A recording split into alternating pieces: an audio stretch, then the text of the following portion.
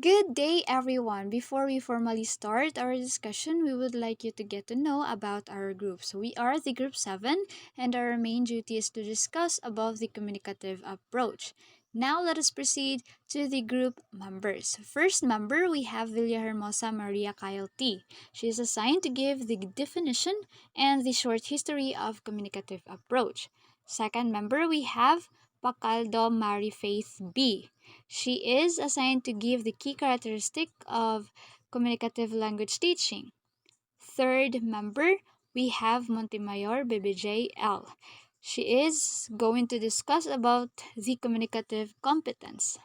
Fourth is Racho Jennibeth T. She is going to give the aspects of language knowledge. Next member, we have Saldua Rhea Ann Q. She is going to give the key characteristics of communicative language teaching and the three phases of trends in language teaching. Last is Manguiran Deserie F. She is going to give the key characteristics of communicative language teaching and the activity types and classroom tips. So those are the group 7 members. So stay in touch with us. Thank you.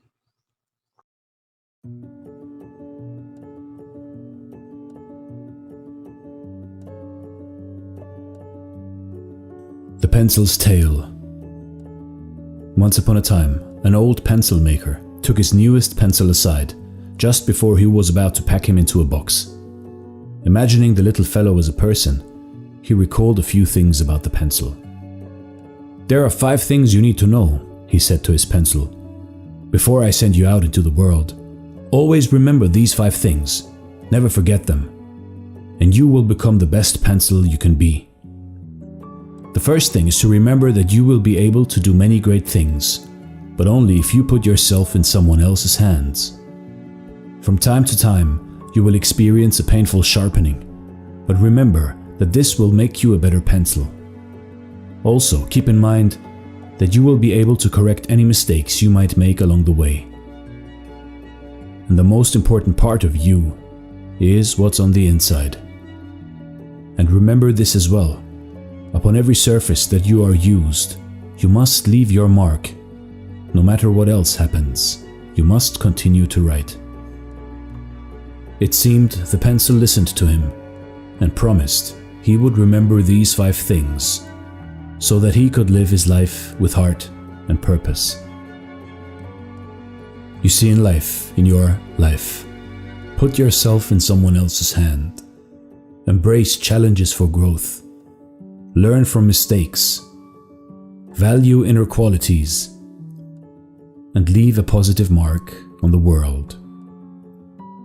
And you too can become the best pencil there is. This was The Pencil's Tale, and this is Dare to Do Motivation. Now let's start to our discussion, the communicative approach. Communication and interaction is not only the objective in learning, but also through which it takes place. Now, let us proceed to the another approaches for the teaching language arts, which is the communicative approach. Communicative approach. Communicative approach, it is also known as communicative language teaching or CLT. This approach or communicative approach was developed by Richard Langs in the year of 1970. So this kind of approach, it is a teaching approach that highlights the importance of real communication. So instead, focusing on the acquisition of grammar and vocabulary, or specifically the grammatical or the linguistic competence, so communicative approach or the communicative language teaching or CLT aim to develop the learner's competence to communicate in the language with focus on real-life situations. The emergence of communicative language teaching or CLT occurred when the field of language teaching was looking for a change since traditional syllabus such as the grammatical and situational syllabus failed to develop learners' ability to use language for communication. So, the linguists attempted to design or create a new syllabus that could accomplish the communicative goals of language teaching. So that will be discussed further by the next reporter. So before we dig deeper to a syllabus that was designed or created by the linguists, let's trace the short history of communicative approach first. A short history of communicative approach. Communicative approach or communicative language teaching or CLT, it was started on the late 70s. It became prominent or became popular after the proposal. This approach, it was a proposal for the alternative to the old system-oriented approaches. That is the first history of communicative approach. Now let us proceed to the early 80s. Now, let us proceed to the early 80s as the history of communicative approach. So, in the early 80s, the governments, societies, and educational institutions were recognizing the importance of teaching language for communication purposes. And also, here in the early 80s, the teachers were noticing that the mastering linguistic structures didn't equate with the mastering communication. So those are the happenings, or those are the events of the early 80s and late 70s. So that's it for the short history of communicative approach, or also known as communicative language teaching. And now let us proceed to the next reporter. Good day everyone, I am Faith B. Pacaldo. Now let's proceed to the key characteristics of communicative language teaching.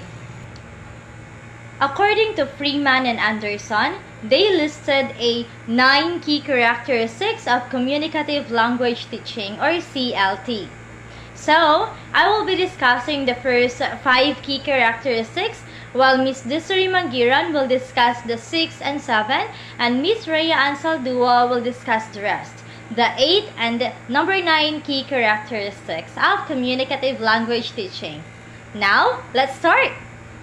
Communicative language teaching or CLT emphasizes the practical use of language in real-life communication.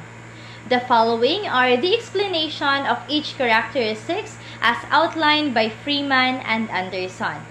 Now, let's proceed to the first key characteristic. Number 1, the goal of CLT is to enable learners to communicate in the target language. It means that the primary focus of CLT is not just grammatical accuracy, but the ability to communicate effectively in the target language. The goal is to help the learners express their own ideas, interact with others, especially their peers or their classmates, and understand either it may be spoken or written communication in real-world settings. Traditional methods focused heavily only on grammar rules, reading and writing. CLT, however, it prioritizes communication. It means that learners must be able to use language naturally to interact, express own opinions, it could be ask questions, and participate in conversations. The idea is that mastering communication, not just memorizing language forms, is the key to fluency and competence. This approach also reflects the real-life use of language, where understanding and being understood is more important than perfect grammar. Now, the second key characteristic is the major responsibility of the teacher is to facilitate communication in the classroom. So it means that students are above all communicators inside the classroom. In CLT or communicative learning teaching, the teacher's role shifts from a knowledge provider to a facilitator or guide. The teacher encourages interaction between students and helps them to practice communication and supports their efforts to convey meaning. Students take an active role as communicators rather than passive recipients of the language rules. In CLT, the teacher acts again as a guide who creates an environment where communication happens. Instead of lecturing, the teacher sets up activities that encourage students to talk to each other. This could be discussions, role plays, or problem-solving tasks. The role shift from a teacher-centered classroom to a student-centered is really important in this second key characteristics. Here, students become the primary users of the language in class, practicing communication in realistic context while the teacher supports and monitors their progress.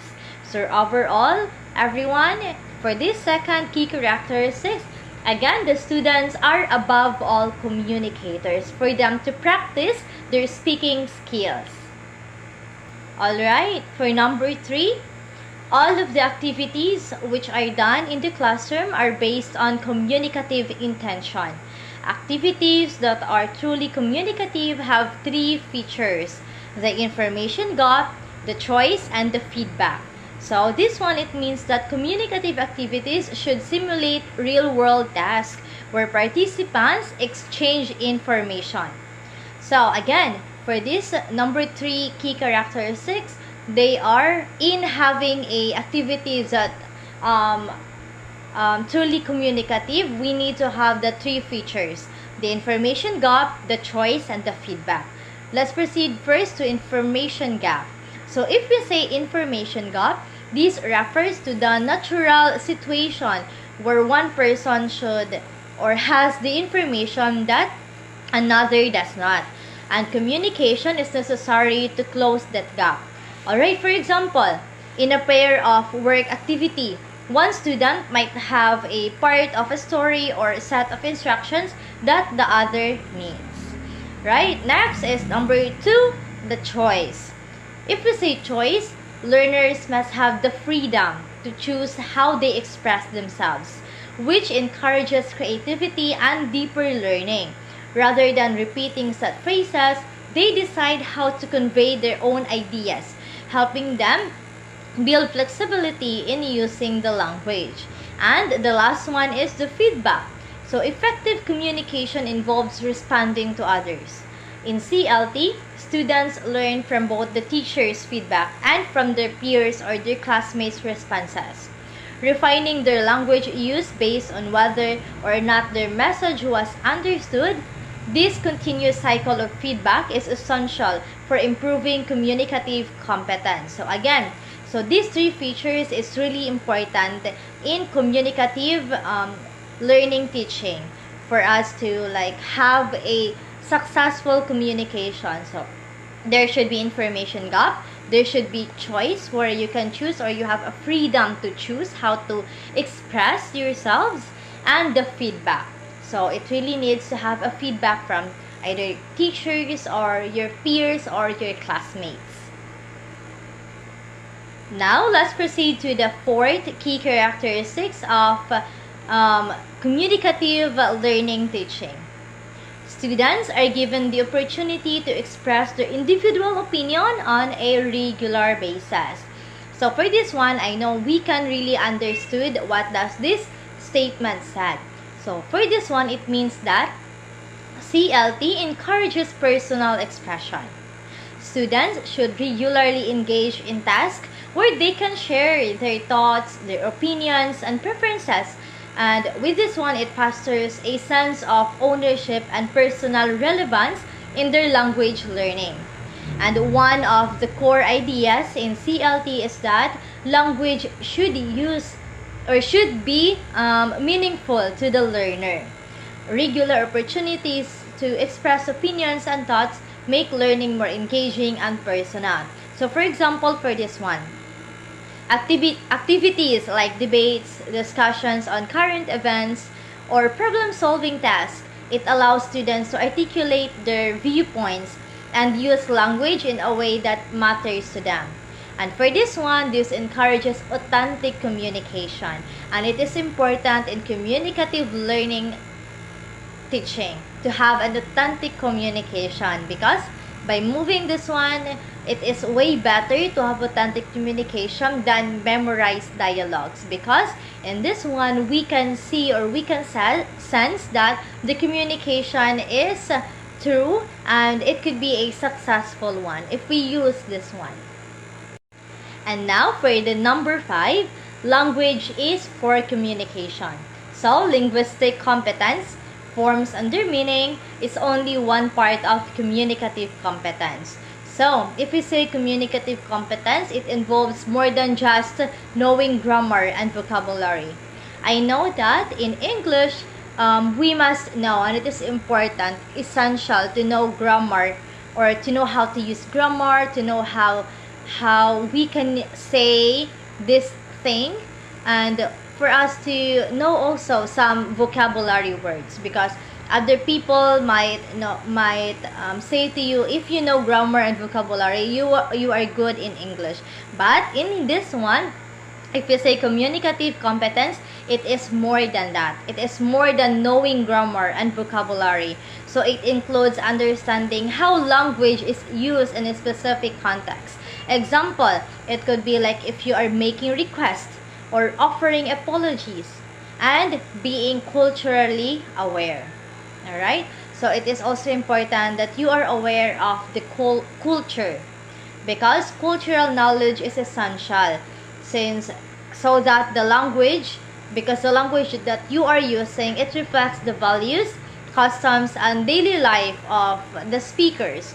And also effective communication, it requires an understanding with all of these cultural nuances. And another aspect of communicative competence is the knowledge of functions that language is used for.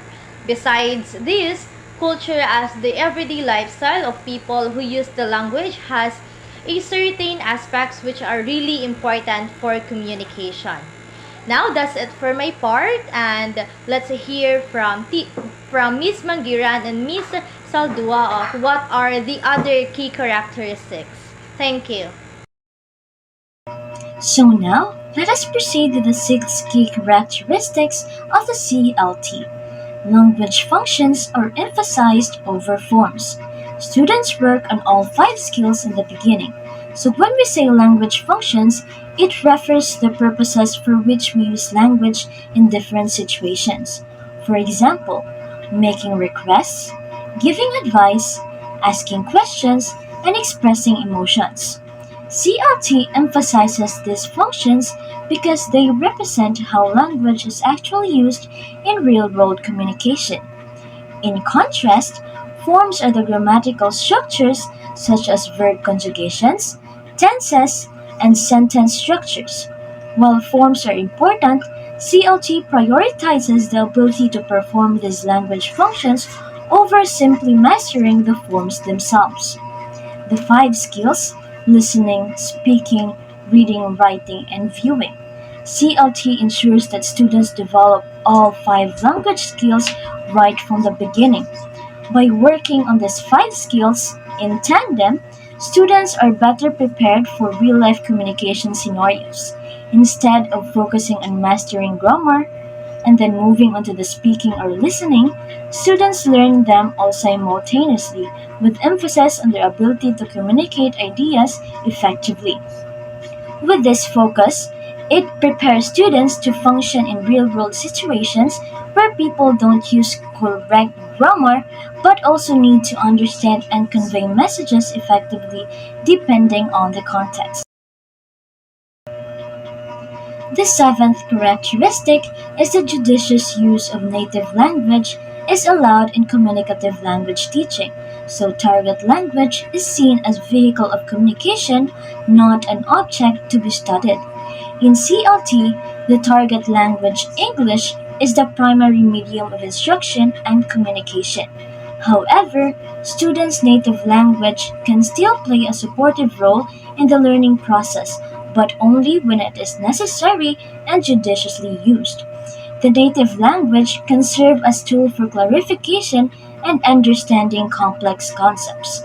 For example, the teacher may allow the use of native language to explain difficult grammar points or new vocabulary that might otherwise hinder progress in the lesson. However, the native language is not the focus of instruction and should not dominate the classroom.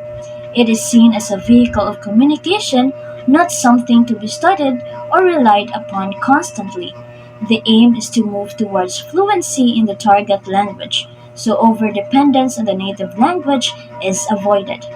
By allowing some flexibility, CLT reduces frustration for students, making it easier for them to grasp difficult concepts while encouraging them to stay immersed in the target language. The goal is to ensure that using the native language enhances learning without distracting from the primary objective of learning to communicate effectively in the new language. Now let's go over with the 8 key characteristic of CLT. Teacher evaluates both his students' accuracy and fluency informally in his role as an advisor, while for formal evaluation, teacher is likely to use an integrative test which has real communicative function. This means that in informal evaluations, the teacher assesses students' accuracy and fluency during interactions, often providing feedback as an advisor. This helps the teacher understand each student's strengths and areas for improvement in a low-pressure setting.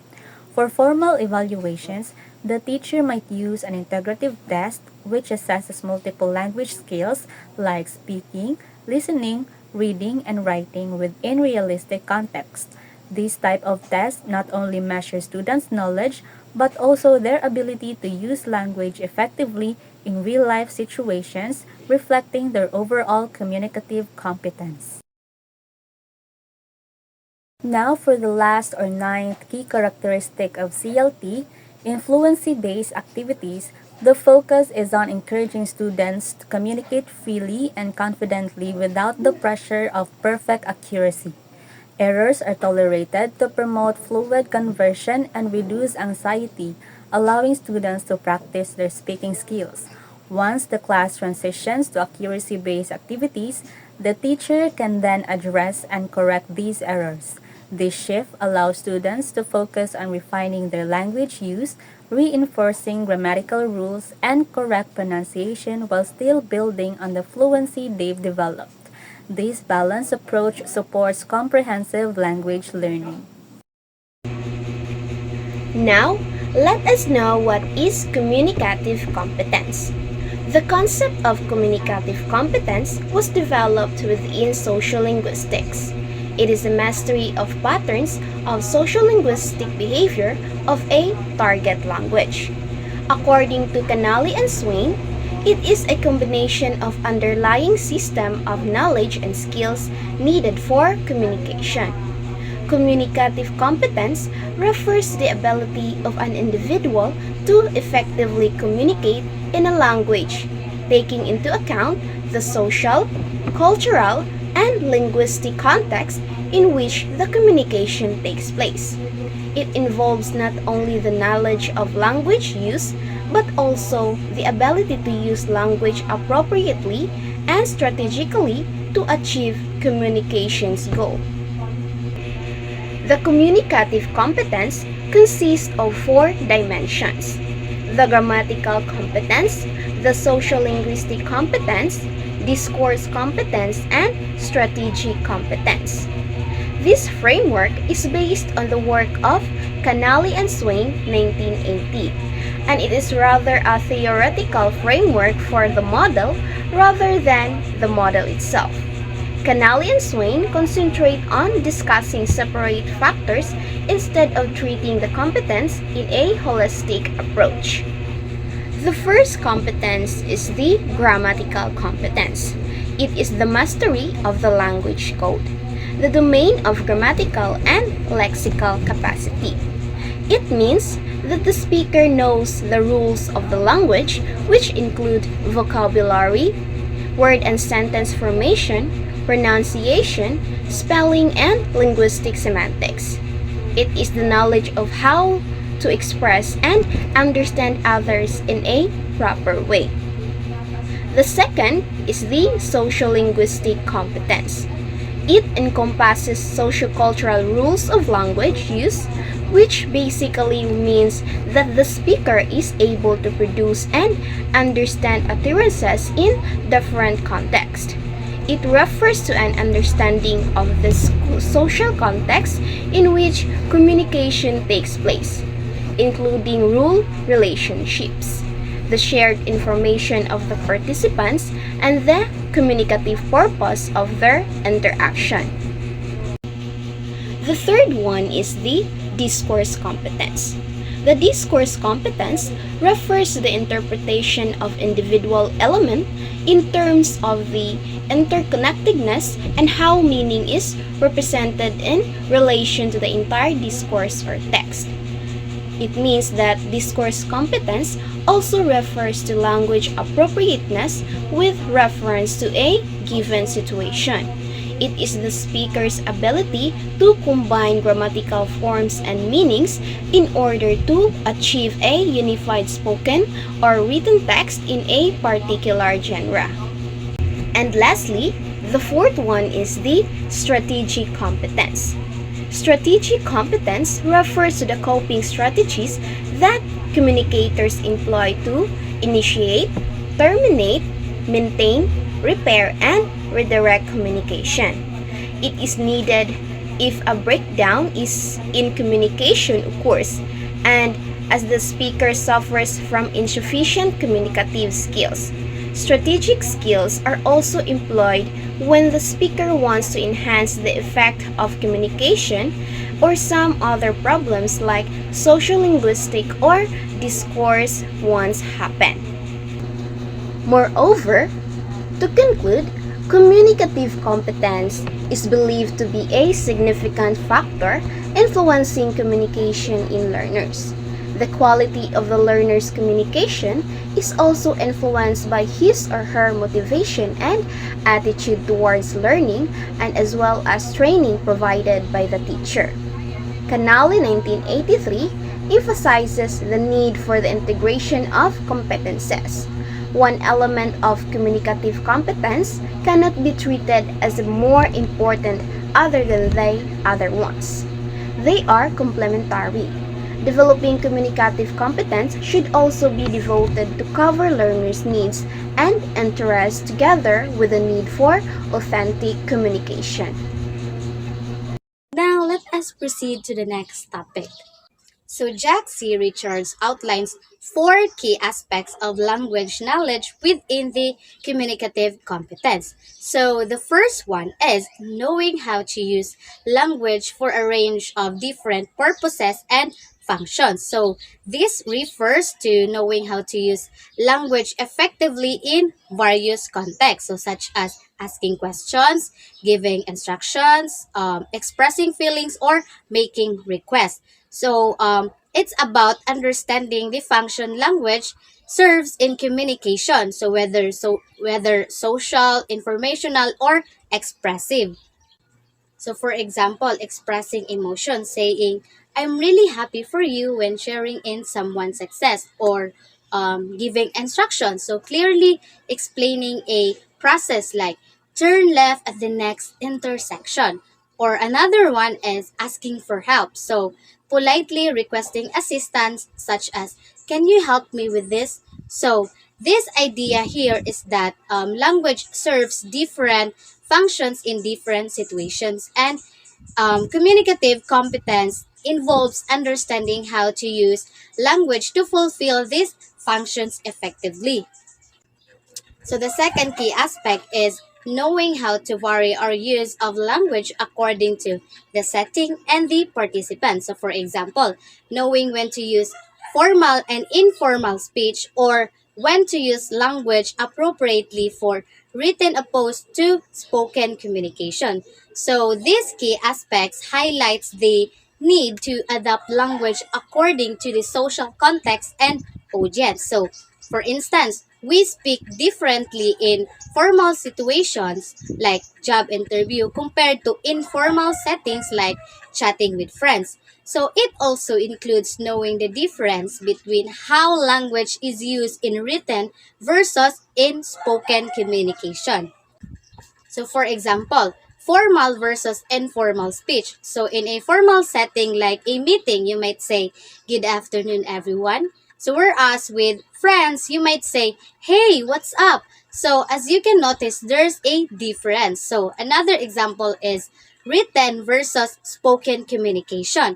So writing an email requires more structure and formality, whereas casual spoken language is more flexible and less structured. So this key aspect ensures that language users can communicate appropriately based on the social setting, like workplace versus casual gathering, and audience, like friends versus a supervisor. So the third key aspect is knowing how to produce and understand different types of text.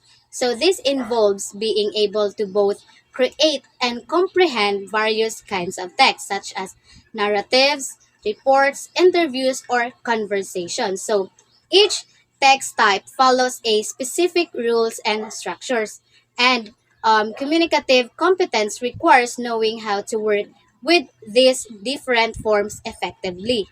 So, like for example, in narrative, so knowing how to tell or follow a story, whether it's a personal anecdote or a written story. And another one is report, so being able to write or read structured information, such as newspapers or academic papers. So, different types of communication, such as written, oral, formal, and informal, have different structures, tones, and expectations. And communicative competence involves recognizing and mastering these differences. So the fourth key aspect is knowing how to maintain communication despite having limitations in one's language knowledge, such as through using different kinds of communication strategies. So this key aspect refers to the ability to continue communicating even when one doesn't have perfect language skills. So people use communication strategies like paraphrasing, using gestures, or asking for clarification to keep the conversation going, even if they are struggling with vocabulary or grammar. So, for example, in paraphrasing, if you don't know the word stethoscope, you might say, or you might describe it by saying, the thing doctors use to listen to your heart. Or another example is body language. So, using gestures to convey meaning when words are lacking. So, this skill is crucial for learners or speakers of a second language as it helps them continue communicating despite not having a perfect command of the language. So it's about finding ways to express meaning and understand others when direct language knowledge is insufficient.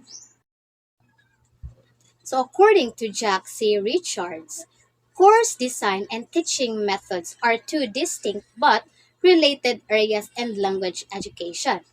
Course design or syllabus planning involves deciding what content to teach, such as which grammar rules, vocabulary, and language skills. So, for example, listening, speaking, reading, and writing. So, it should be introduced at different levels if it is novice, intermediate, and advanced. So, it also includes determining the sequence in which these skills and micro skills will be taught to ensure logical progression.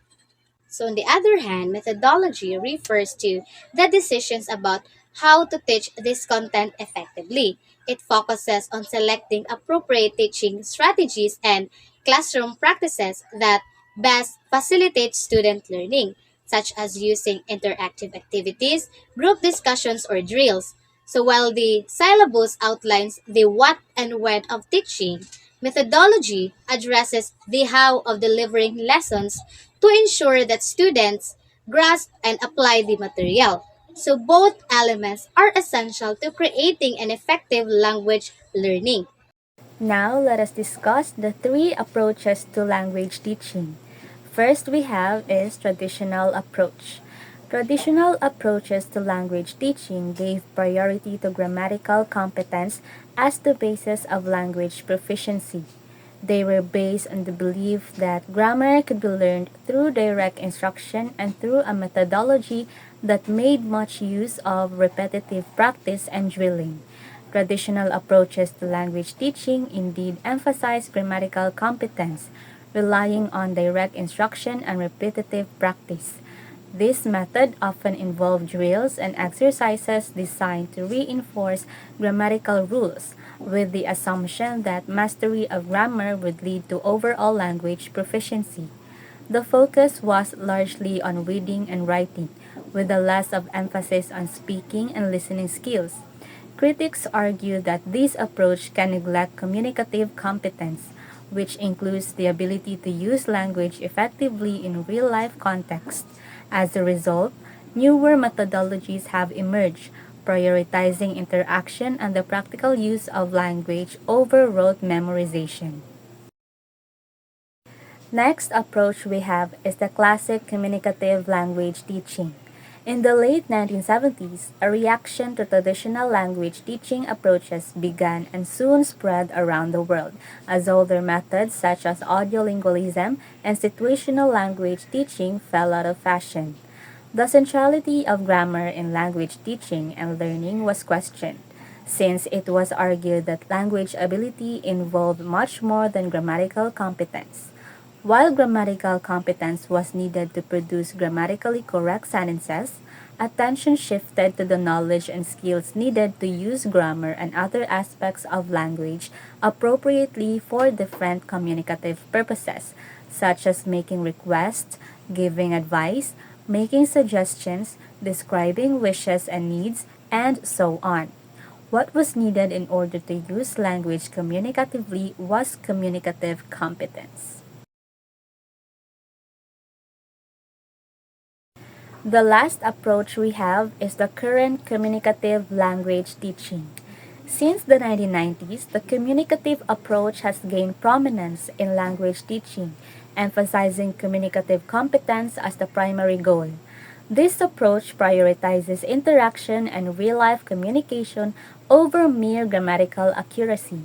A communicative syllabus often includes tasks and activities that promote meaningful use of language, encouraging students to engage in conversations, problem solving, and role playing. As our understanding of second language acquisition has advanced, communicative language teaching has adapted to incorporate sites from research such as the importance of social interaction, context, and learner autonomy. This evolution has led to more diverse methodologies, blending traditional techniques with innovative practices to better meet the needs of learners in various contexts. Now, let us move forward to the activity types and classroom tips of communicative approach. In the communicative approach to language teaching, the teacher shifts from being the center of instruction to a facilitator who provides opportunities for student student interaction. This method encourages learners to speak and practice the language in realistic context, which helps develop their communicative competence. So now, let us see what are some detailed activity types that align with this approach, along with classroom tips to maximize their effectiveness. The first activity type is role play. Role plays involve students taking on imaginary roles in a given scenario, allowing them to rehearse real life interactions. They may act as themselves or as different characters. The key is that students practice how they would communicate in specific situations. Role plays can have two types, the accuracy role play and the fluency role play. When we say accuracy role play, it focuses on correct grammar, vocabulary, and pronunciation. The emphasis is on precise language use. However, when we say fluency role play, it prioritizes natural, smooth communication.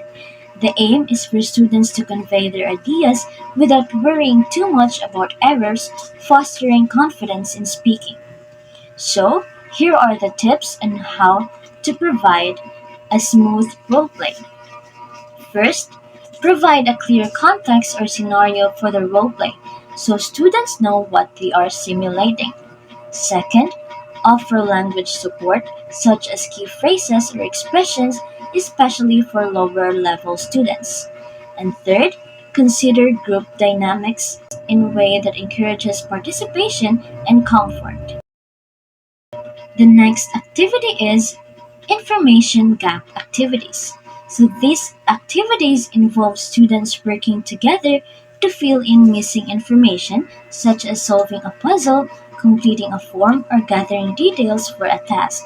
The gap in information forces students to communicate in order to complete the task.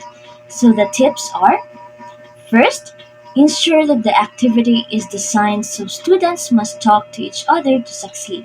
For example, one student might have a part of a picture and needs to ask another student for missing details.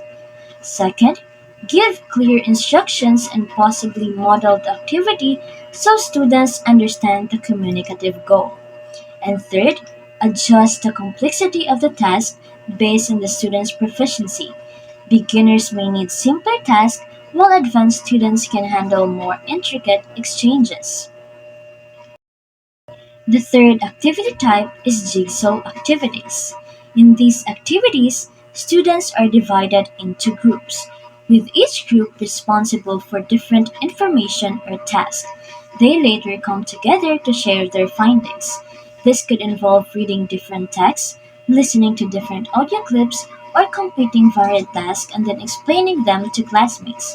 For example, half the class watches one video and the other half watches a different one. Afterward, they share what they have learned with peers. So the tips are: make sure that each student or group has a meaningful contribution so the jigsaw task works efficiently. Second, plan for a structured exchange of information and give each group clear roles and expectations for what they will present to the others. And third, monitor interactions to ensure that students are engaged and using the target language to communicate effectively. Last but not the least activity type is the open-ended discussions and debates. So these activities are excellent for fluency practice. Students engage in discussions or debates where they must express their views, defend arguments, and respond to others' ideas. These tasks mimic real-life conversations, exchanges where opinions differ, and negotiation of meaning is needed. For example, in discussions, students might discuss open ended questions such as: what is the best solution to climate change, where there are no right or wrong answers? And for debates, students are assigned opposing viewpoints on an issue and must argue their side, often switching between agreeing and disagreeing with each other. With this activity, students will learn to use language efficiently to deliver opinions and defend arguments effectively. The tips are: prepare is key. Thoroughly prepare students by helping them gather information, ideas, and language tools before the debate or discussion begins. This reduces anxiety and encourages participation. Second, use topics that are relevant to students' lives or interests, as they are more likely to engage in a lively debate or discussion. And lastly, teach and model key phrases for agreeing, disagreeing, interrupting politely, and clarifying opinions, which will help students navigate the conversation effectively. By using these activities in a communicative approach, teachers can create engaging, interactive lessons that foster real world language use and help students build both their fluency and their confidence in communication. Remember, communicative language teaching stands as a powerful and dynamic approach in language education. By placing communication at the heart of learning, CLT promotes real world language use, fostering not just grammatical accuracy but also fluency, interaction, and cultural understanding. As future educators, Embracing CLT means preparing our learners to engage meaningfully in a globalized world where language is not merely a subject to study, but a tool to connect, express, and collaborate. Through CLT, we empower students to become confident communicators, ready to navigate the complexities of language and culture with competence and creativity. Now, to measure your learnings, we want you to answer these following questions.